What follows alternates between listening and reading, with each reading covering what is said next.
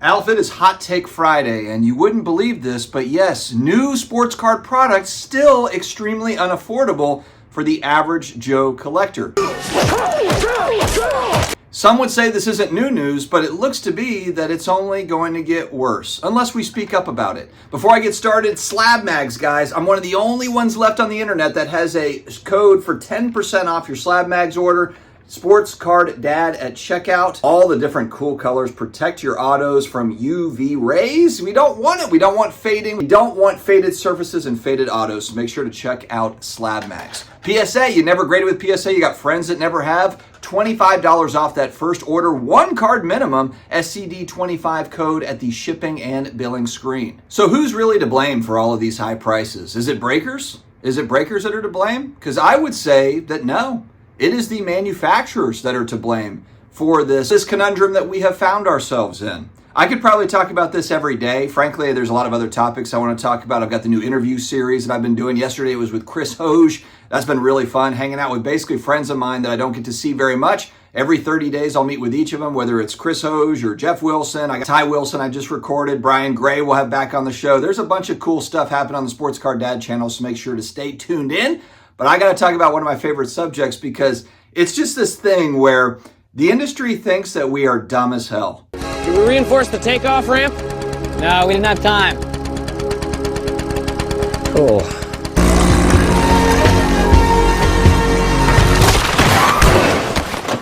Oh, shit. I've been spouting off here for probably years about the fact that we need to do more direct to consumer. I don't understand why there's still not, heading into 2026, a better system to get average collectors product at affordable prices. I don't understand why it's so difficult, but I know what's happening, and Michael Rubin said it himself. We've got 40% that's going to breakers of allocation of new product. We've got 40% that goes to card stores, and we've got 20% that goes to big box retailers like a Walmart or a Target or whatever.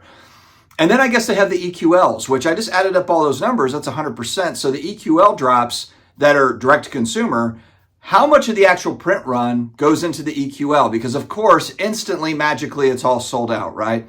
And this is a thing that bothers me. I like the EQL system. I think it's a good way to kind of make sure that bots are not buying everything. Fine, that's perfect. There's other ways that they could accomplish this as well. They could have an email system that could limit the addresses that get products and so forth. There's ways around bots. I know it sounds crazy. You know, these companies, I can't figure it out. For the most part, it sounds like it works, but it gives the impression that, oh, we're sold out. The product's sold out. We got to go to the secondary market. It's not sold out. It's just being distributed elsewhere. It's just going to other places.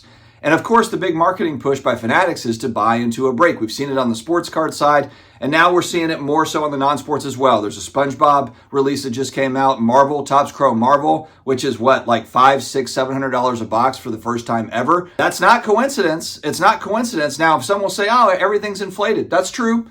We're in kind of this inflated world where everything is more expensive, so I get it.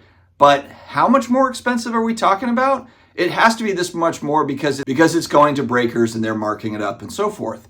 And there are a certain percentage of people, of course, yes, that are just enjoying buying into breaks, absolutely. And then there's another percentage, which I think is the larger percentage, that are trying to make money, in quotation marks, with big pulls, the golden tickets. I wanted to be the first to find a golden ticket, Daddy. I know, Angel. We're doing the best we can. I don't need to spout off about how it's a losing proposition to buy into breaks. Everybody already knows that. And if you don't know that, you're probably brand new to the sports card hobby. You're just getting in. And I think that's what happens with a lot of folks that get into breaking. It is their entryway in. So I guess if there's one positive that comes from breaking, it is that it gets a new customer in. I just don't think it keeps them. I think that we know that it doesn't keep them. We just need that flow of new suckers to come in. And that's what's really been happening here. We just have a huge influx. So the idea that there's an expansion of breaking, I don't see that. There's an expansion of breakers going over to repacks. There's an expansion of breakers that are now selling singles. But is there an expansion of new breaking companies, an expansion of what they're doing? Like, there's only so much you can do there.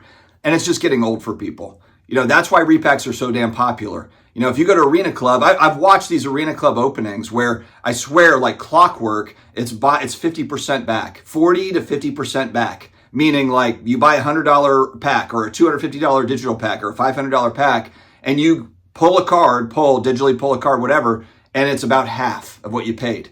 And the sad reality of that is that people are hunting for half. they're excited to get half because when they open up a hobby box or they buy into brakes or whatever, they're getting back far less than that. What does that tell you about the industry as a whole? Is that sustainable? Is that entire model sustainable? Only if there's that many more new people coming in and trying it out. Some people will stay. Eventually, people are just going to get bored with that. They're going to move on to the next way that they can gamble on something. The whole idea that, oh my God, this is just so much fun. We have so much demand. You have a lot of immediate demand, but without the marketing, without bringing in new people that are interested in this, it's just not something that people are going to do for years. It's not a lifelong customer. Outside of the whales that are buying into these, I think there's people that just have tons of disposable income to where they actually do. They're like, whatever, I can lose this and it's totally fine. I enjoy cards, so this is kind of a way to do that. Maybe the whales do stay in, and I know as far as breakers are concerned, that is a lot of what props up high-end brakes. They really need kind of those whales to come in and buy those products. And if the whales stop showing up, well, that's going to have a huge impact on the bottom line. So new product releases and EQLs, why don't you just have more of the new product allocated to EQL so that more people can get it? Every single one of my hobby friends, they enter the EQL, they try to get into it, they don't get it, or they do get it, they get something out of it. And do they go and then buy into a break to get into that product? Or do they go in and buy the hobby box on the secondary market, whatever? No, they don't do any of that. They just buy the singles of the cards that they want.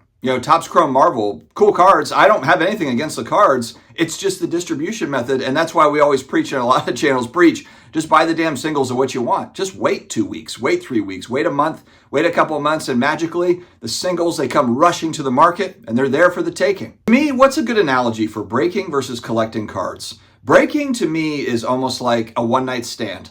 A lot of times you're regretful. You're like, that wasn't such a great plan.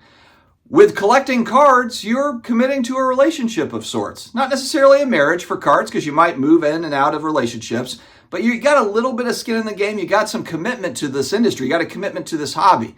Collecting cards is different. Fanatics and Panini are serious about actually adding collectors. There's got to be more of an effort to get these boxes, to get this product into the hands of collectors. And if you're not going to print more, because I know the other option is we could just print more, but then we're looking at 1990 all over again. If you're not going to print more, which I don't think that you necessarily should, or maybe it's just a little bit more, you got to figure out a different distribution method, and there are ways to do this. My God, Topps Fanatics, just the public-facing nature of Michael Rubin, he could do all sorts of cool things for the average Joe collector to get new product, outside of it needing to run through a gambling product. I know from a business standpoint, they are really trying to, my guess here is that they're trying to pull from the billions and billions of dollars, not just that are being spent at like casinos. I don't know if that's necessarily their target market, but you know who is the daily fantasy football folks and the sports betting side. That's really it. Look, the amount of money that's spent on sports betting and in the daily fantasy football, the DraftKings of the world, there's a ton of money spent on that every single week. Throwing in $10 a week, $20, $100 a week to set their roster. I do a fantasy football league with the content creator folks, with Flip and Steve and those guys. And that's a fun thing that we do. It's $125 for the whole season. A lot of people do that sort of thing. There's also, though, a lot of people that do daily fantasy football, which is every week you're picking a new lineup and you're throwing in $50 against it into a pool, or maybe it's $1,000, depending on how high of a stakes you want. That's really the target market for these companies from what I see. And then Fanatics, of course, I think has Fanatics Bets. They have their own side of the sports betting thing. So all of this thing works in tandem of what they're trying to do. It just runs counter to what a lot of collecting cards is. I know people say like, oh, you know what? People have always been opening up boxes and taking gambles. Yeah, but it's just not quite the same as what we're seeing today. It's hit a whole new level with the way that breaks are run, the way that razzes are done, the way that repacks have evolved. It's a whole different ballgame. Some will say it's a lot more fun than it used to be. And that's fair, I think, for some people. If we're looking at hobbyists, we're looking at collectors, the one thing that has to stay true, though, is availability to product for the people that are actually collecting cards. That's really what it boils down to. And I think that's a piece that, I don't think that we should just chalk it up as, well, that's just what the demand is. So you're telling me if a manufacturer doesn't put more product into the EQL slot, into that slot of things, that it's not going to sell? There's not demand there for it? It's almost like they're saying like, you know what, there's just not demand, for this, so we have to send it over to breaks to get it sold. That's really what it is?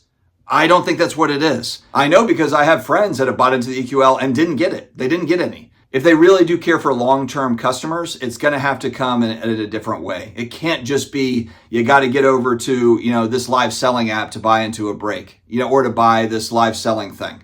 It's got to just be that, hey, this is very cut and dry. And maybe it's just to reoccurring customers. Hey, you bought a product from Topps or Panini before. Here's a way for you to get into the product before everybody else does. Reward people that have been buying your products for years and years and years. Simple stuff, but what do I know? Friends, have an amazing day ahead. Stay healthy, stay awesome, and I will talk to you again later.